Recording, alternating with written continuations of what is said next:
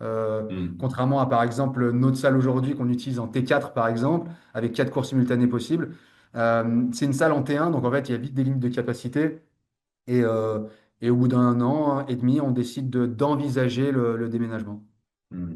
D'accord, ok. Et donc là, après, donc, tu déménages sur combien de mètres carrés après par la suite? Sur 1200 mètres carrés, on est... Ouais, ok, Alors, ouais, d'accord, ouais. quand je te dis qu'on vit une vie de crossfitter d'avant Ouais, Covid, c'est c'est juste ça encapsule exactement ce que tu viens de dire.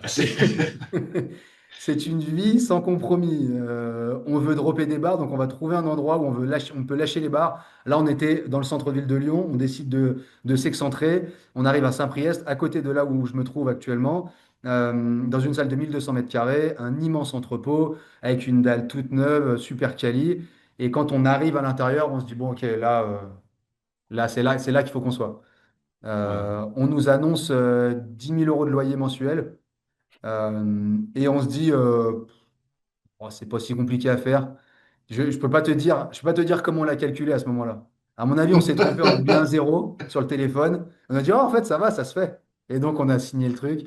Bon, non, ça s'est pas fait aussi vite que ça, mais en réalité, en 3 mois, on avait bloqué le local et on a déménagé tout ça en 2 jours avec tous les coachs, une camionnette, 50 allers-retours et 2 nuits blanches consécutives. Et en mai 2015, on ouvrait CrossFit Lyon 2.0.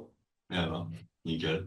Et donc, comment ça se passe après ça? Donc, ça continue à se remplir. Et, enfin, j'irais même petite question avant de passer là-dedans. Enfin, bon, encore une fois, en rétrospect, bon, passer de 300 à 1200, bon, c'est pas mal. C'est un joli petit pas. C'est un joli petit pas, tu vois. Enfin, encore une fois, voilà, on a parlé un petit peu de la perspective, comme quoi, voilà, à le refaire, ben, peut-être, je t'aurais peut-être fait les choses différemment, tu vois. Mais enfin, c'est quoi, on va dire, parce que ça, c'est un truc aussi, pour, au contexte, on va dire, bah, là où, dans le podcast, au moment où on fait le podcast, on est en train d'ouvrir une box, nous aussi, de notre côté, tu vois. Et ça a été une conversation. On a eu la possibilité de regarder 625 versus 1250 mètres carrés aussi, tu vois, en termes de locaux et même, enfin, putain, des plus grands locaux aussi, tu vois.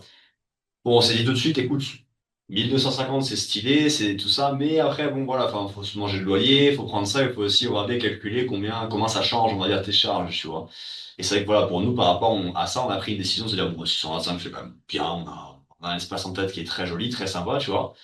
Mais du coup, enfin, comment tu l'abordes pour, parce que bon, après, tu as ouvert plusieurs salles après par la suite, donc tu as dû voir des espaces, tu as dû voir le bon et le mauvais côté, la capacité, comment tu la remplis en fonction des différents espaces, comment tu les abordes maintenant. Si tu as un nouvel espace, tu dis, OK, je dois trouver une salle, je dois trouver un lieu, comment est-ce que je dois aborder ma recherche, le local, il va dire, OK, celui-là il est bien, celui-là il est pas bien, c'est quoi un petit peu ton expérience par rapport à tout ça?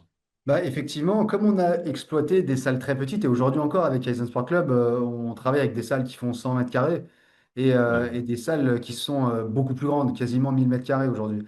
Donc en fait, on a toutes les expériences. Moi, je te dirais que ayant tout connu, enfin, ou en tout cas des salles d'envergure très différentes,